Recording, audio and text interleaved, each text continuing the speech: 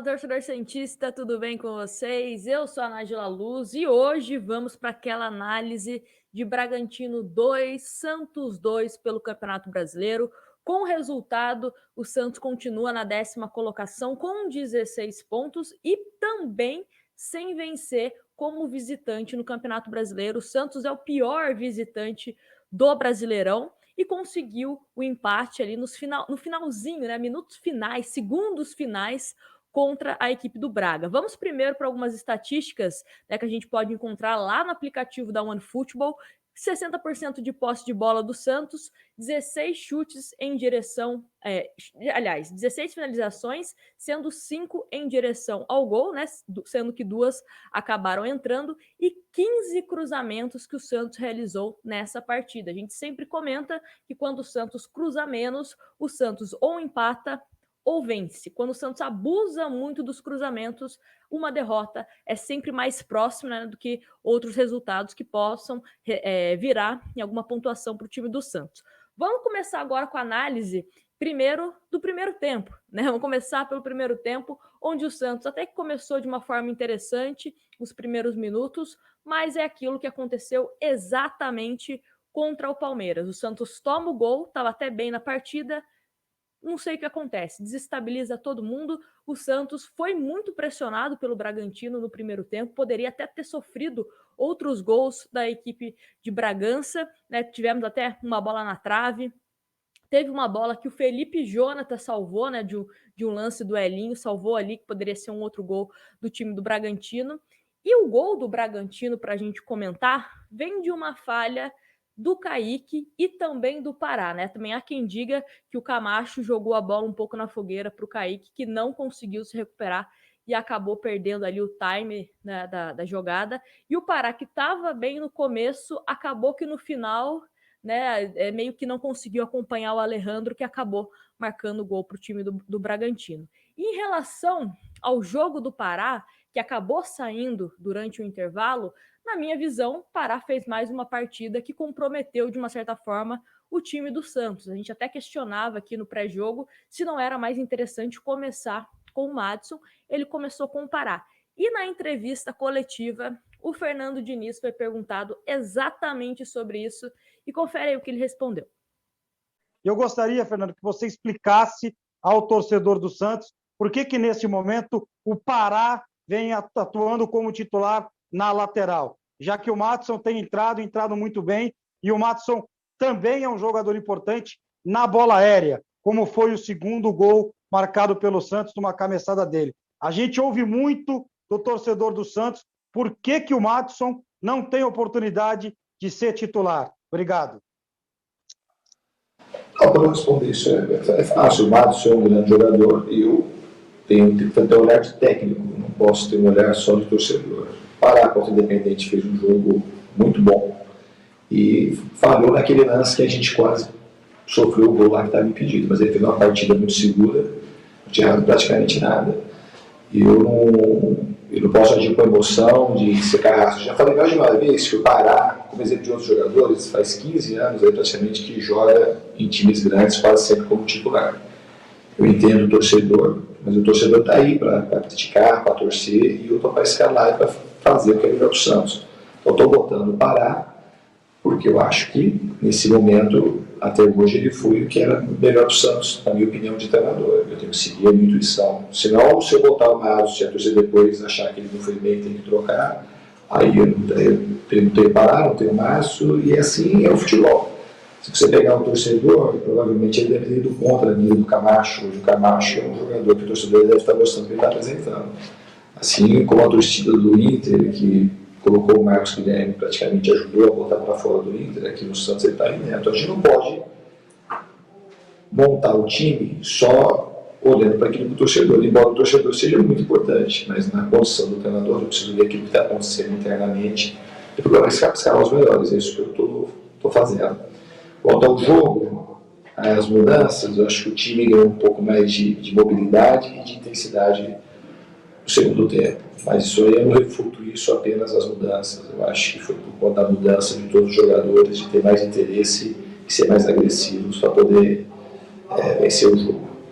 Bom, essa declaração do Fernando Diniz mostrou, né, que ou ele não vai tirar o Pará tão facilmente assim, ou ele tá querendo deixar a moral do Pará intacta. Não interessa se o cara é experiente, se jogou em grandes clubes, o momento do Pará não é bom. E eu faço até uma ressalva em relação à atuação do Felipe Jonathan, que foi uma atuação muito interessante, entrou, né, com a saída do Moraes, inclusive o Moraes sentiu um desconforto ali na coxa, mas aparentemente, né, não preocupa, vai passar por exames nessa segunda-feira, mas ele entrou bem, sentou ali no banco por alguns jogos e parece que o Felipe Jonathan acordou. Quem sabe isso também não acontece com o Pará. Precisa ter essa competitividade também pela lateral direita do Santos. E falando do Felipe Jonathan, ele participou de forma direta dos gols do Santos, né? Tivemos 15 cruzamentos e os gols do Santos também acabaram saindo de cruzamentos, partindo do Felipe Jonathan. Confere aí os gols do Santos.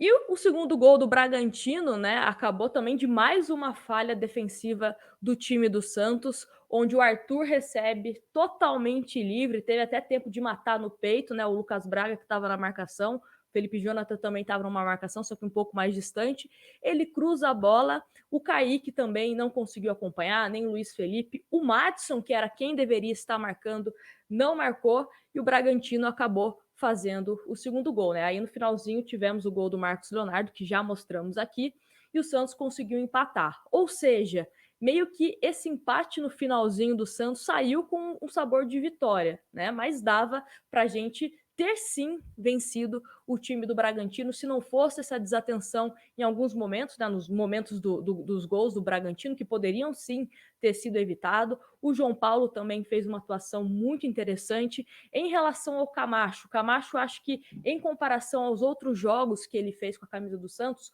hoje ele foi um pouco abaixo, né, até por conta do lance do primeiro gol do Bragantino. Não gostei tanto assim.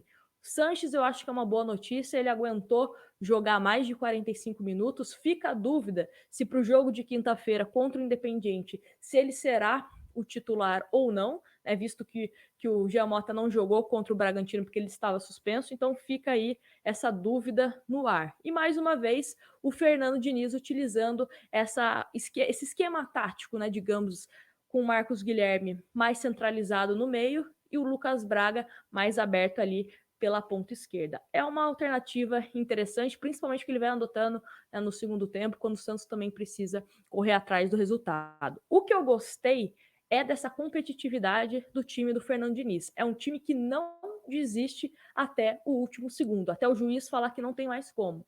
Isso eu acho interessante, né? Outra questão também que a gente não pode deixar de falar é o lance do gol do Bragantino, onde sim, pelo menos na minha opinião, teve toque do Lucas Evangelista. O VAR, a princípio, acredito que tenha consultado, não deu nada, mas fica aí o registro. Acho que de uma certa forma dava para interpretar sim que tocou na bola do jogador do Bragantino e daí teria sido um gol irregular. Não coloco isso na conta do empate do Santos, né? Acho que o Santos poderia sim ter construído algumas alternativas para conseguir reverter esse resultado, mas não conseguiu. Agora fica para a próxima partida que o Santos consiga uma vitória no Campeonato Brasileiro. Mas temos algumas boas notícias. Eu acho que a grande notícia, pelo menos olhando pelo lado positivo desse jogo, é a questão do Felipe Jonathan. Acho importante voltar a ter essa competitividade. O Moraes, eu acho que é um jogador interessantíssimo para o time do Santos. Ele pode sim contribuir bastante com esse elenco e ainda mais com o Felipe Jonathan bem. Agora, a outra lateral ainda deixa muito a desejar. Acho que o Madison merece uma chance como titular, pelo menos um jogo, para ver o que acontece. para ver o que acontece. Além da questão ofensiva, onde ele dá mais possibilidades ao Marinho, ele também foi muito importante na construção dos gols. Ele chama a marcação, porque o Maddison ele tem uma presença, né, na bola aérea do Santos ofensiva muito interessante. Né? Ele, inclusive, já fez gols de cabeça pelo Santos. Então, ele oferece perigo e puxa a marcação. Então, também já é um ponto a mais em cima do Pará. Então, por isso, eu também acho que é válido, sim, uma escalação do Maddison como titular. Mas, defensivamente, a gente também precisa tomar um pouco de cuidado. Apesar dele ser mais rápido que o Pará, né, em termos de recomposição, em alguns momentos ele fica um pouco perdido, até mesmo nesse gol do Bragantino, como citado. Então, acho que a gente também precisa ter um pouco mais de atenção em relação a isso. Mas, colocando na balança, acho que o Maddison sai um pouco na frente. Quero saber agora de vocês qual que foi o destaque do Santos, o destaque positivo, o destaque negativo, o que vocês acham que o Santos pode melhorar para os próximos jogos, né? Agora o próximo confronto do Santos é contra o Independiente lá na Argentina, temos uma pequena vantagem de 1-0, mas eu quero saber de vocês o que vocês acharam dessa partida contra o Bragantino e, como eu falei, quais são os destaques na opinião de vocês. Não se esqueça de deixar o seu like, se inscrever no canal e também temos a opção para você se tornar um membro. E não se esqueça, todos os dias temos vídeos novos aqui no canal. Um grande abraço para vocês e até o próximo vídeo.